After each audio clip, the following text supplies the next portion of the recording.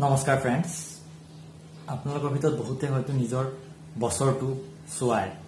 প্ৰতি বছৰ বহাগ মাহত আপোনাৰ আহি থকা বছৰটো কেনেকুৱা যাব, নতুন বছৰটো আপোনাৰ ফিনান্সিয়েলি ভাল হ'ব নে নাই, আপোনাৰ কেৰিয়াৰত আপুনি সফলতা লাভ কৰিব নে নাই, বা আপোনাৰ স্বাস্থ্য আপোনাৰ ভাল থাকিব নে নাই, বা আপোনাৰ ফেমিলি লাইফ ভাল থাকিব নে নাই।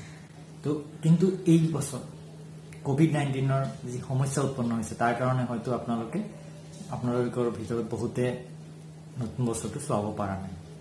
তাৰ কাৰণে আজি মই আপোনালোকক জনাম কেনেকৈ আপোনালোকে নিজৰ ঘৰত বহি আপোনালোকে নিজৰ বৰ্ষফলটো চাব পাৰিব, বৰ্ষচক্ৰ গণনা চাব পাৰিব।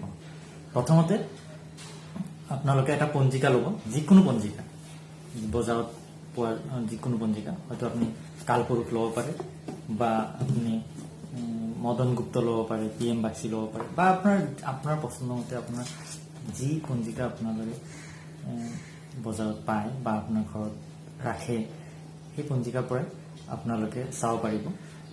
আৰু আপোনালোকৰ জানিব লাগিব আপোনাৰ নক্ষত্ৰৰ সংখ্যা, আৰু আপোনাৰ ৰাশিটোও যদি জানে তেনেহ'লেও ভাল। আপোনাৰ ৰাশি, আপোনাৰ নক্ষত্ৰ আৰু নক্ষত্ৰৰ সংখ্যাটো কি সেইটো জানিব লাগিব। আৰু আপোনাৰ যদি আপোনাৰ ঘৰত যদি কুণ্ডলী আছে, তেনেহ'লে আগৰ পৰা বনোৱা আছে, তেনেহ'লে তাতে আপুনি নক্ষত্ৰ আৰু নক্ষত্ৰৰ সংখ্যাটো পাব। আৰু যদি কুণ্ডলী নাই আৰু তেনেহ'লে আৰু আপোনাৰ date of birth, time of birth এইবোৰ জানা আছে, তেনেহ'লে আপুনি যিকোনো এণ্ড্ৰইড মোবাইলত আপুনি যিকোনো হৰস্কোপ ছফ্টৱেৰ এটা ডাউনলোড কৰিব, হৰস্কোপ এপ এটা ডাউনলোড কৰিব, আৰু তাত আপুনি নিজৰ date of birth, time of birth আৰু প্লেচ অফ বাৰ্থ এই তিনিটা বস্তু আপুনি দিব, নামটো দিব। দিয়াৰ পিছত আপোনাৰ কুণ্ডলী চাৰ্টটো আপুনি ওলাব পাৰিব, আপোনাৰ লগতে আপোনাৰ ৰাশি কি, আপোনাৰ লগ্নটো কি, আপোনাৰ নক্ষত্ৰটো কি, আৰু নক্ষত্ৰৰ সংখ্যাটো কিমান, সেইবোৰ আপুনি জানিব পাৰিব। আৰু যদি আপোনাৰ কোনো এণ্ড্ৰইড মোবাইল যদি আপুনি উপলব্ধ কৰিব নোৱাৰে, তেনেহ'লে আপুনি ইণ্টাৰনেটত অনলাইন কিছুমান ৱেবছাইট আছে, তাতেও আপুনি হৰস্কোপ ৱেবছাইট আছে, সেইবোৰত আপুনি নিজৰ ডেট অফ বাৰ্থ যদি দিয়ে, তেনেহ'লেও আপুনি নিজৰ ৰাশি, নক্ষত্ৰৰ সংখ্যা এইবোৰ জানিব পাৰিব। আৰু তাৰপিছত এতিয়া মই আপোনাক জনাম যে আপোনালোকে সেই নক্ষত্ৰৰ সংখ্যাৰ পৰা কেনেকৈ আপুনি চাব পাৰিব। প্ৰথমতে মই আপোনাক যিকোনো এটা পঞ্জিকাৰ পৰা মই আপোনাক দেখাই দিছোঁ। মই এই পঞ্জিকাটোৱে লৈছোঁ। এই পঞ্জিকাৰ আপোনাৰ এটা পেজত চাব যে বৰ্ষচক্ৰ গণনা, আপোনাৰ ওচৰৰ পৰা দেখাই দিছোঁ, বৰ্ষচক্ৰ গণনা বুলি লিখা থাকিব। আপোনাৰ সেই বৰ্ষচক্ৰ গণনাত চাব যে কিছুমান ফল লিখা আছে, আৰু লগতে আপোনাৰ কিছুমান সংখ্যা লিখা আছে। তাৰ পৰা ধৰক আপোনাৰ যিকোনো ব্যক্তিৰ নক্ষত্ৰ 1ৰ পৰা 27ৰ ভিতৰত হ'ব পাৰে। প্ৰথম যিটো অশ্বিনী নক্ষত্ৰ, সেইটো হৈছে 1 নম্বৰ নক্ষত্ৰ। দ্বিতীয় নক্ষত্ৰ ভৰণী নক্ষত্ৰ, তৃতীয় কৃতিকা নক্ষত্ৰ, তেনেকৈ আপোনাৰ 1, 2, 3কে আপোনাৰ 27 নম্বৰ নক্ষত্ৰ ৰেৱতী নক্ষত্ৰলৈকে হয়। তো আপুনি নিজৰ নক্ষত্ৰ যেতিয়া জানিব পাৰিব, তেতিয়া আপোনাৰ নিজৰ সংখ্যাটো কি আপুনি মনত কৰি ল'ব। তাৰপিছত আপুনি ইয়াৰ পৰা চাব যে কিছুমান ফল লিখা আছে, যেনেকৈ পৰ্বতে লিখা আছে 21, 22 আৰু 23, আৰু ফল হৈছে ধনাগম।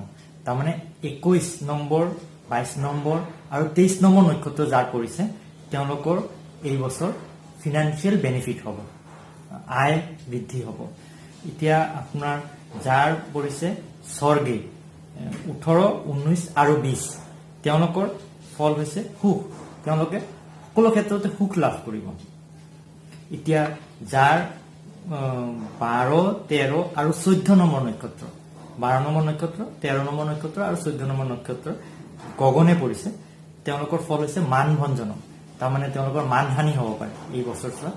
কিছুমান ক্ষেত্ৰত হয়তো মানহানি হ'ব পাৰে, কাৰ্যত মানহানি হ'ব পাৰে, ঘৰত মানহানি হ'ব পাৰে, যিকোনো সমাজত কিছুমান ক্ষেত্ৰত মানহানি হ'ব পাৰে। এতিয়া 24, 25 আৰু 26 যাৰ আছে, তেওঁৰ পৰিছে চক্ৰে, আৰু ফল হৈছে দাৰিদ্ৰ।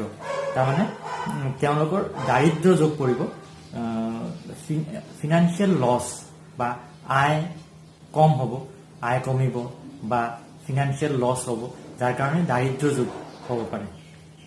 তাৰপিছত ক্ৰ'ৰে পৰিছে 15, 16 আৰু 17 নম্বৰ নক্ষত্ৰৰ। তো তেওঁলোকৰ সৰ্বসুখ, তাৰমানে তেওঁলোকে যিকোনো ক্ষেত্ৰতে, সকলো ক্ষেত্ৰত, কৰ্মত, ঘৰত, স্বাস্থ্যজনিত সকলো ক্ষেত্ৰত তেওঁলোকে সুখ লাভ কৰিব, তেনেকুৱা দেখাইছে। তাৰপিছত সংখ্যে যাৰ আছে 9, 10, 11 নম্বৰ নক্ষত্ৰ, তাৰমানে 9 নম্বৰ অশ্লেষা নক্ষত্ৰ, 10 নম্বৰ, 11 নম্বৰ এনেকুৱা সংখ্যে পৰিছে, তেওঁলোকৰ মহতী লক্ষী, তাৰমানে ফিনান্সিয়েলি খুব ভাল হ'ব। তেওঁলোকে যি ক্ষেত্ৰতে হাত দিব, হয়তো চাকৰিতে যাওক বা বিজনেছতে যাওক বা যিকোনো বিজনেছ আৰম্ভ কৰক, তেওঁলোকে দেখা যায় যে তাৰ পৰা এটা ফিনান্সিয়েল বেনিফিট পাব পাৰিব। তাৰপিছত সমুদ্ৰে পৰিছে 27, 1 আৰু 2 নম্বৰ নক্ষত্ৰ। তেওঁৰ ফল হৈছে ভাষণম, তাৰমানে তেওঁ যি কৰে তাতে লছ। ইয়াতে দেখা যায় যে কৰ্ম কৰিলে, যদি কোনো জব কৰে তাতেও, বা যদি কিবা কাৰ্য কৰে তাতেও লছ হ'ব, বা যদি বিজনেছ কৰে তাতো দেখা যায় যে লছ হ'ব। সকলো ক্ষেত্ৰত তেওঁৰ লছ হোৱাৰ ভাষণম ফল হৈছে লছ হোৱাৰ যোগ দেখাই আছে। তাৰপিছত পৰিছে ধৰণ্যা পৰিছে 3, 4 আৰু 5 নম্বৰ নক্ষত্ৰৰ। 3, 4 আৰু 5 নম্বৰ নক্ষত্ৰৰ যোনে ব্যক্তি, যাৰ নক্ষত্ৰৰ সংখ্যা 3, 4 আৰু 5, তেওঁলোকৰ ধৰণ্যা, তাৰমানে পুত্ৰ সম্পত্তি লাভ হ'ব পাৰে, বা পুত্ৰ লাভ হ'ব পাৰে, বা পুত্ৰৰ পৰা সুখ লাভ হ'ব পাৰে, সন্তানৰ পৰা সুখ লাভ হ'ব পাৰে, বা সন্তান সমতুল্য যিকোনো ব্যক্তিৰ পৰা সুখ লাভ কৰিব পাৰে তেওঁলোক। তাৰপিছত হৈছে ৰসাতলে, 6, 7 আৰু 8 নম্বৰ নক্ষত্ৰৰ ৰসাতলে পৰিছে। ৰসাতলে ফল হৈছে মৰণম, তাৰমানে মৃত্যুতুল্য কষ্ট লাভ হ'ব। তাৰমানে যিকোনো অনুভৱ হ'ব পাৰে, যিকোনো ক্ষেত্ৰৰ পৰা, যে শাৰীৰিক কাৰণে বা নিজৰ কৰ্মত হয়তো লছ হ'ব পাৰে, বা হয়তো চাকৰিত কিবা লছ হ'ব পাৰে, বা মান অপমান হ'ব পাৰে, তাৰ কাৰণে মৃত্যুতুল্য কষ্ট লাভ কৰিব 6, 7 আৰু 8 নম্বৰ নক্ষত্ৰৰ ব্যক্তি। এতিয়া যাৰ অশুভ বৰ্ষফলত অশুভ যোগ পৰিছে, তেওঁলোকে নিজৰ কেনেকৈ খণ্ডন কৰিব পাৰিব আৰু তাৰ কি প্ৰতিকাৰ হ'ব, সেইবোৰ হৈছে যাৰ চক্ৰে পৰিছে, যাৰ দাৰিদ্ৰ যোগ হৈছে, তেওঁ ছাতি দান কৰিব। যদি ছাতি দান কৰে, তেনেহ'লে তেওঁৰ যি অশুভ দোষ হৈছে সেই পৰা খণ্ডন হ'ব। তাৰপিছত সমুদ্ৰে যাৰ পৰিছে ভাষণম, তেওঁ যদি শস্য দান কৰে, 5 বিধ শস্য দান কৰিব, তেনেহ'লে তাৰ যি অশুভ দোষ হৈছে তাৰ পৰা পৰিত্ৰাণ পাব পাৰিব। তাৰপিছত যাৰ গগনে পৰিছে, গগনে যাৰ মান ভঞ্জনম হৈছে, তেওঁ অকণমান পৰিমাণে ৰূপ, এটা তামৰ পাত্ৰ আৰু এটা কাপোৰ দান কৰিব। তেনেহ'লে এই যি অশুভ দোষ হৈছে, যি মান ভঞ্জনম, যি অপমান হোৱাৰ যি দোষ তেওঁৰ এই বছৰচোৱাত পৰিছে, তাৰ পৰা হাত সাৰিব পাৰিব।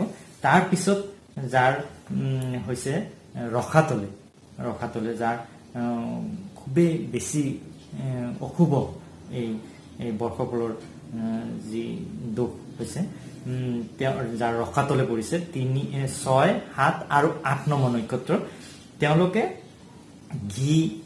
অকণমান পৰিমাণে ঘি অলপ ল'ব, এটা মাটিৰ কলহত পাত্ৰত চাউল ল'ব আৰু সোণ অকণমান পৰিমাণে দান কৰিব। তেনেহ'লে সেই যি ৰসাতলে যি পৰিছে, তাৰ পৰা যি অশুভ দোষ, মৃত্যুতুল্য কষ্ট হোৱাৰ যি যোগ পৰিছে বা শাৰীৰিক কষ্ট হোৱাৰ যি যোগ পৰিছে, তাৰ পৰা পৰিত্ৰাণ পাব পাৰিব। আজিৰ কাৰণে মই ইমানতে এৰিছোঁ, কিন্তু পৰৱৰ্তী মোৰ ভিডিঅ'বিলাকত মই আপোনাক জনাম কেনেকৈ আপোনালোকে নিজে নিজৰ ত্ৰিপাক চক্ৰত কোনো ত্ৰিপাক দোষ পৰিছে নেকি, বা কি তাৰ কাৰণে কি প্ৰতিকাৰ কৰিব লাগিব, সেইবোৰ মই আপোনাক